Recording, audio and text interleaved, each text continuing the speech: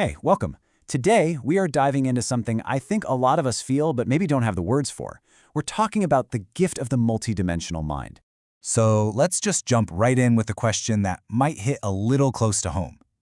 Have you ever been in a conversation about, the weather or what you did last weekend, and you're nodding along, but inside your brain is just screaming to talk about literally anything else?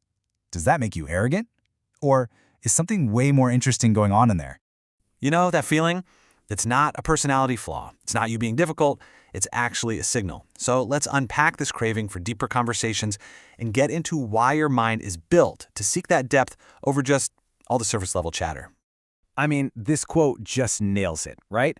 Craving depth isn't a flaw. It's a sign of a highly stimulated inner world. Think of your brain like a high-performance engine. It's not going to run well on low-grade fuel. It's demanding more meaningful input, more substance. Okay, so let's give this whole thing a name. We're going to call it the multi-dimensional mind. And this next part is all about understanding the language behind it so you can really get a grip on the unique wiring of your brain and why it works the way it does. So to really get it, it helps to see the two side by side. You've got your surface-level thinking, which is pretty linear, right? It goes from A to B to C, accepts information as it comes. But then there's multi-dimensional thinking. This is totally different. It's all about connecting ideas that seem miles apart, jumping from topic to topic, and always questioning things from every possible angle. And the first piece of this puzzle is a pretty cool concept called hyperconnectivity. So instead of a single road, picture your mind as this huge, sprawling city map with thousands of interconnected streets, highways, and little back alleys. It's what allows you to watch a documentary on space and suddenly have an idea for a marketing campaign. Your brain is just naturally built for these rapid, surprising, and totally novel connections. And that hyperconnectivity works hand in hand with this, cognitive complexity. Now, this isn't just a preference. It's a deep, fundamental drive to understand something completely. It's the reason why simple black and white answers can feel so unsatisfying, almost jarring. You just have this need to turn an idea over and over in your mind, to look at every single facet and nuance before you feel like you really get it. Okay, so we've got the theory down, but what does this actually feel like in your day-to-day life? Let's make this really concrete. We're going to go through 7 common signs that might just make you go, oh, yeah, that's me. And hey, as we go through these, just see what resonates. This isn't some clinical checklist, okay? It's more like holding up a mirror to see yourself a little more clearly. All right, number 1. You are just deeply frustrated by surface-level conversations. I mean, this brings us right back to where we started, doesn't it? It's not just a preference, it's a core need for your brain to feel engaged. Small talk can feel like trying to run a supercomputer on a pocket calculator software. It's just a total waste of processing power. Okay, number 2. Your mind is a constant buzz of connections between things that seem totally unrelated. This is that hyperconnectivity in action.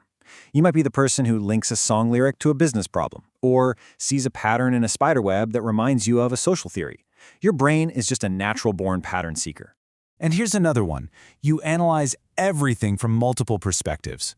This is that cognitive complexity playing out in real time. You just can't help it. You're always playing devil's advocate, even with your own thoughts, asking, okay, but what's the other side of this? Or what if I'm totally wrong here? This one's the engine for the whole thing, an intense, almost insatiable curiosity. What is never enough for you, is it?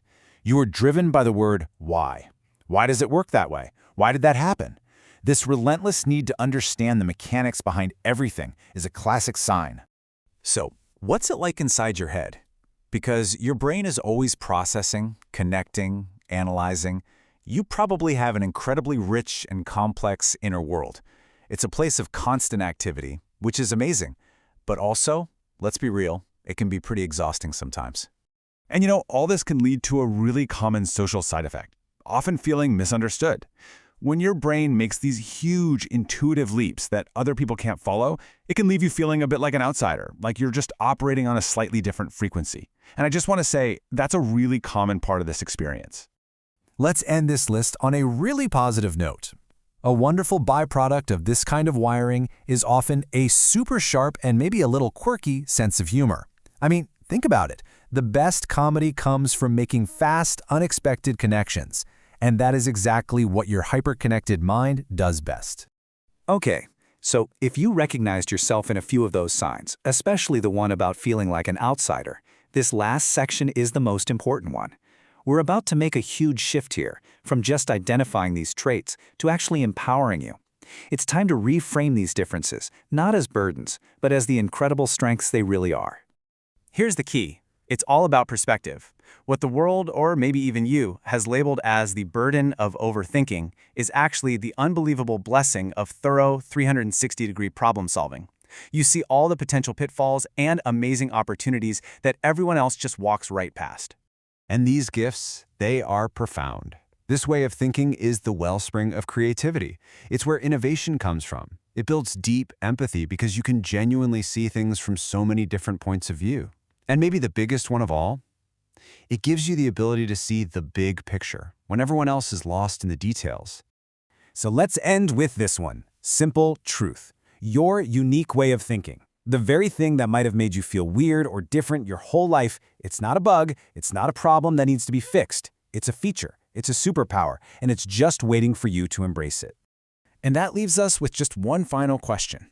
Now that you know, now that you have a name for it, a way to understand it, and a reason to appreciate it, what are you going to do with your gift?